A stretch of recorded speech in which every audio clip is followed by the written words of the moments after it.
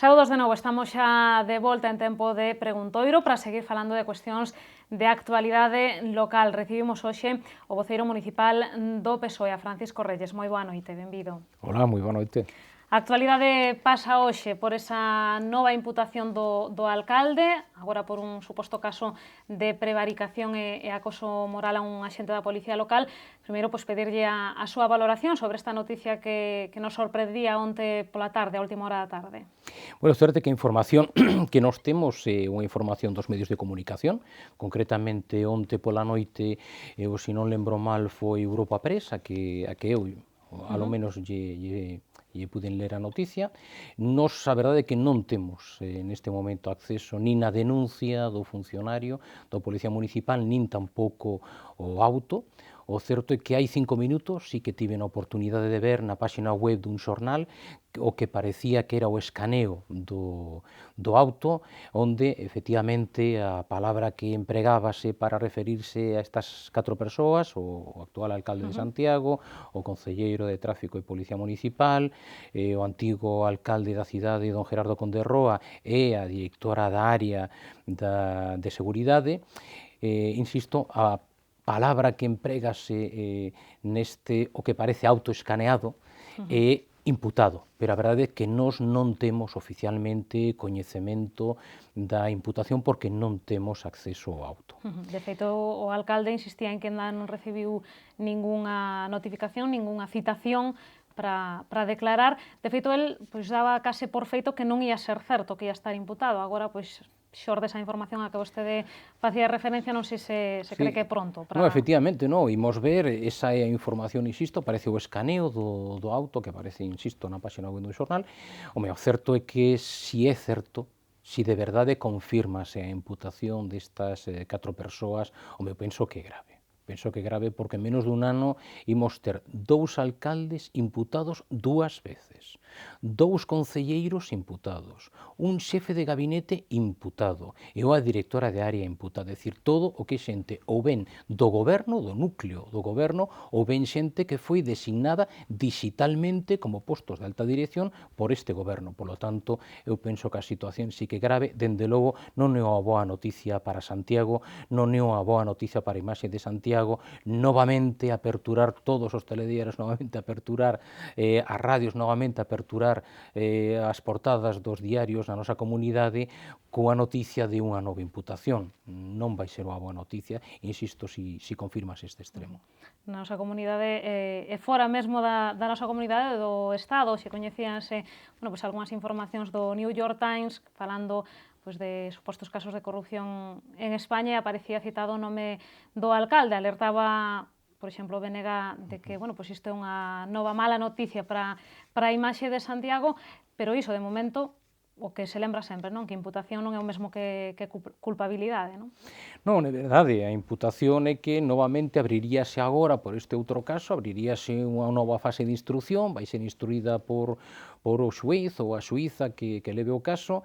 Dende logo, neste momento tamén temos que estar o mesmo que dixemos noutras ocasións. A verdade é que presunción de inocencia, porque é predicable neste momento, o momento procesal é o que é, pero dende logo non é unha boa noticia. Dende logo que Santiago de Compostela, que é unha cidade universal, que a verdade é que é o punto final, o remate do que é o Camiño de Santiago, que representa Europa, que representa a unidade, que representa a cultura, que representa a civilización occidental do cristianismo na nosa bella Europa. A verdade é que sexamos unha noticia do New York Times precisamente por estes problemas de imputación non é unha boa nova para a nosa cidade, dende logo. Non sei se tivo vostede a oportunidade de escoitar as explicacións que daba o concelleiro de Seguridade, tamén imputado, como dicimos neste asunto, Albino Vázquez Aldrei, explicando un pouco, todo o caso e negando, sobre todo, que este funcionario da Policía Local en ningún momento fora presionado para ocultar ese expediente a Ángel Espadas, que, segundo o relato que fai o axente, estaría nas orixes desta suposta persecución. Alegan que nin sequera estaban no goberno, o PP, cando aconteceu o caso Espadas. Bueno, a verdade é que non tive a oportunidade de escoitar a don Albino porque eu estaba nunha reunión hoxe importante, era unha reunión do consorcio, estábase a falar, entre outras cosas, dos orzamentos para o consorcio deste ano, o que é francamente importante, e insisto, eu non tiven acceso tampouco á denuncia que fixo o funcionario, polo tanto non sei os motivos que levaron o funcionario a presentar a denuncia. O que sí lle podo decir son dúas cousas.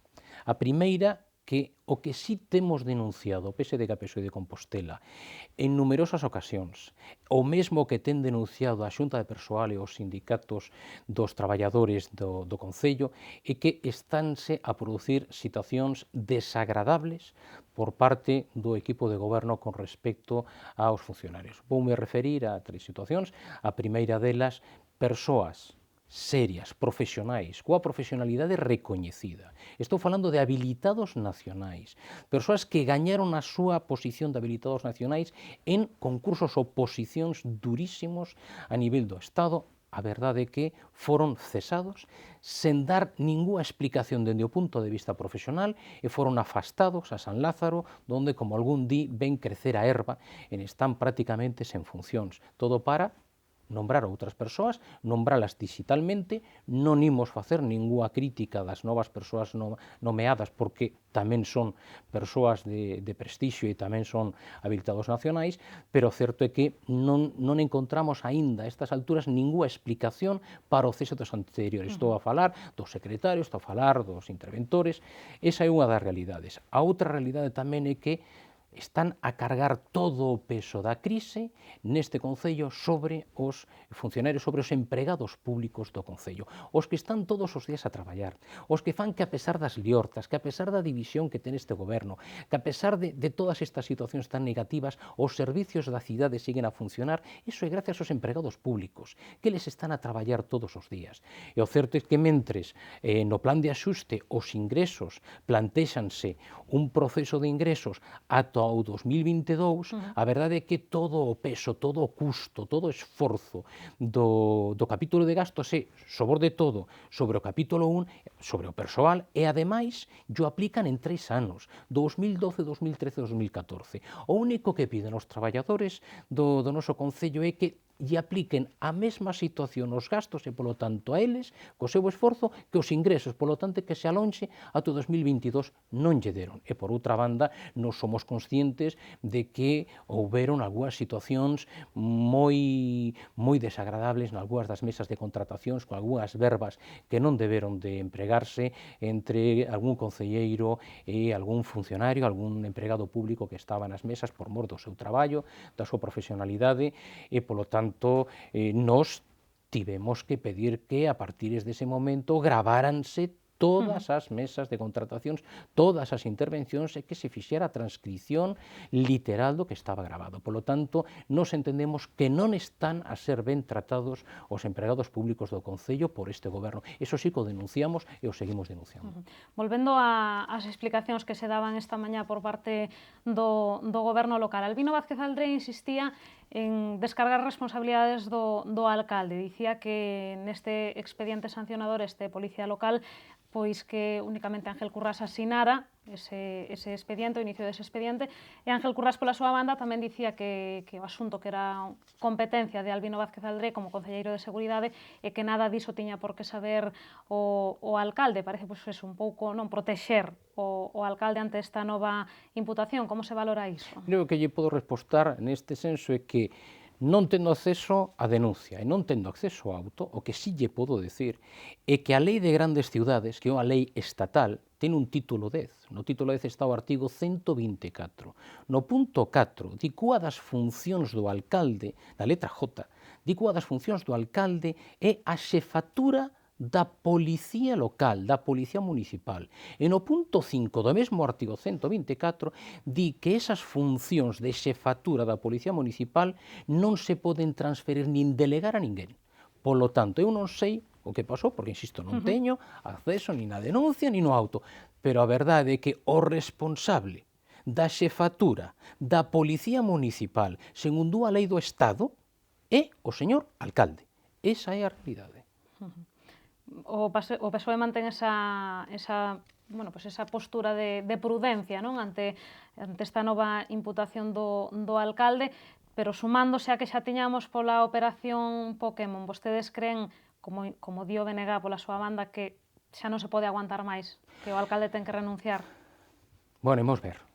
É difícil a situación, a xente está moi farta, a situación está cada día máis pesada, a cidade está cada día a soportar máis unha situación que non a merece, Eu neste momento nos estamos a aplicar o noso criterio, vostede o coñece perfectamente, os que nos están escoitando tamén, o criterio do PSDG-PSOE é que ou imputación, si ten medidas cautelares, prisión ou fianza para eludir a prisión, ou se apertura de xuízo oral e está un alto cargo, un cargo público ou un responsable, un representante dos cidadáns está imputado, neses casos pídeselle a dimisión. Se non existen as medidas cautelares, está a imputación, espérase o remate do proceso de instrucción.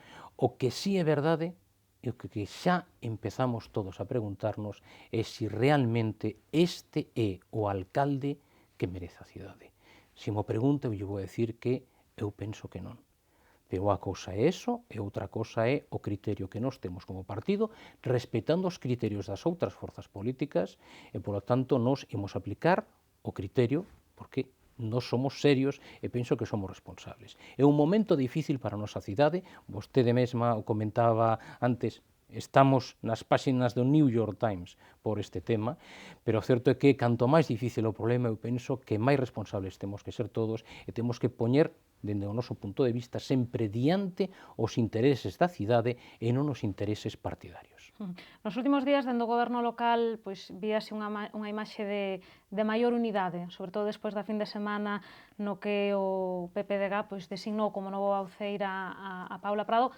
Había esa imaxe do alcalde acompañado polos concelleiros, mesmo por aqueles que supostamente eran máis da corda de Paula Prado que da de Ángel Currás. Cree vostede que este novo caso pois pode botar por terra este traballo dos últimos tempos?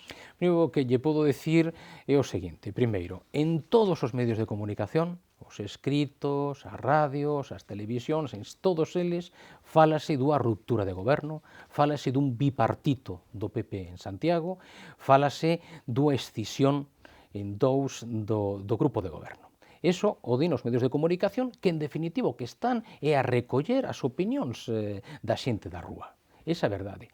Pero aparte desto, é que o que temos que ter en conta é que o propio señor Currás, o propio alcalde, recoñeceu tensións no seu grupo, recoñeceu diferencias, pero que o secretario xeral do Partido Popular en Galicia, que ademais é o vicepresidente do goberno galego, don Alfonso Rueda, dixo textualmente que tiñan que aparcar as liortas internas, que é o mesmo que nós estamos a decir, as mesmas verbas, as liortas internas. Nós o dixemos primeiro que don Alfonso Rueda. E onte o mesmo voceiro do Partido Popular no Parlamento de Galicia, don Pedro Puy, dixo que, dende logo, o Concello de Santiago, o grupo de goberno do Partido Popular do Concello de Santiago, non era o exemplo de unidade para o goberno municipal que o Partido Popular lle quería amosar á cidadanía galega. Polo tanto, non somos nós o que estamos a decir, o di a cidadanía, moitas veces a través dos medios de comunicación, o di o secretario xeral do Partido Popular en Galicia, o di o voceiro no Parlamento do Partido Popular.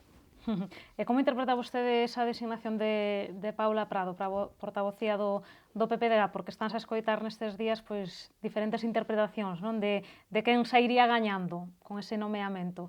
Se por unha parte unha maneira de dicirlle a Ángel Currás goberna, que se ela é o elemento de tensión, pois xa queda fora do Concello, e que iso tampouco está confirmado, e por outra parte hai quen considera que é un premio para Paula Prado. Bueno, a verdade é que iso é en clave interna, os que teñen que explicar por que toman unha decisión e fan esa designación, obviamente son eles e o Partido Popular o meu outro partido que é o Partido Socialista, non? Home, o certo é que o que non parece é que o gañador deste congreso fora o alcalde de Santiago de Ángel Currás, porque claro, a voceira do Partido Popular de Galicia é nombrada dona Paula Prado e por outra banda é nombrado vicesecretario don Agustín Hernández, o conselleiro de Infraestructuras, e non nombraron ninguna das dúas responsabilidades a don Ángel Currás.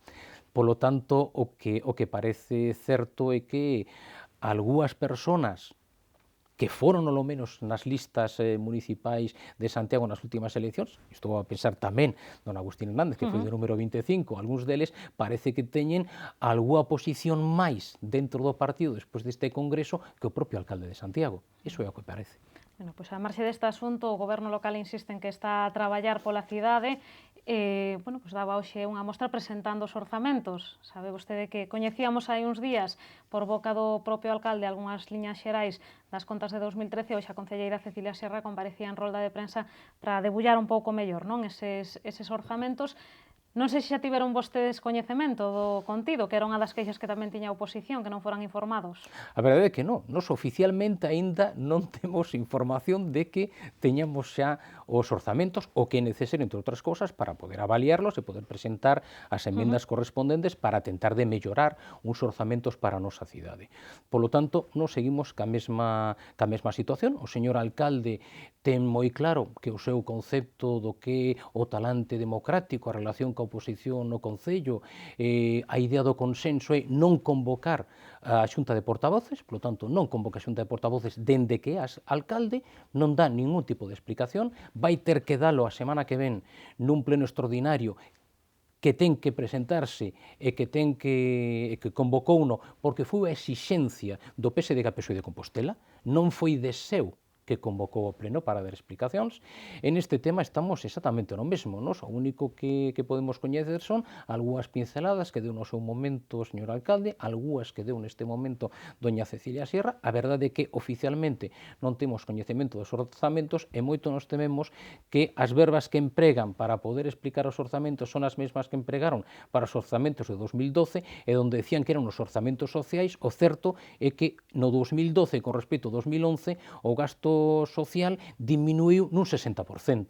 E o que é tamén moi importante, o que fixeron foi que lle transferiron diñeiro a algunhas organizacións non gubernamentais que nós respetamos e agradecemos o que están a facer neste momento. Estou a pensar en bancos de alimentos, estou a pensar en Cáritas, pero diminuíron moitísimo o que son os servizos sociais prestados polo propio Concello. E nós entendemos que hai unha gran diferencia entre os dereitos sociais dos cidadáns e a caridade. Eles gustanlles máis a caridade, nós aceptamos, respetamos e avaliamos a caridade, pero nós o que pensamos é que son dereitos sociais a prestar polos organismos públicos. Unha das cousas nas que insistía hoxe tamén Cecilia Sierra, xo dixera tamén o alcalde, era que as contas se van pechar en 2013 con superávit, pero non tanto como cabería esperar por mor de que hai que pagar esa sentenza relacionada ca operación Peleteiro, que insisten en que é unha herdanza que recibiron do bipartito.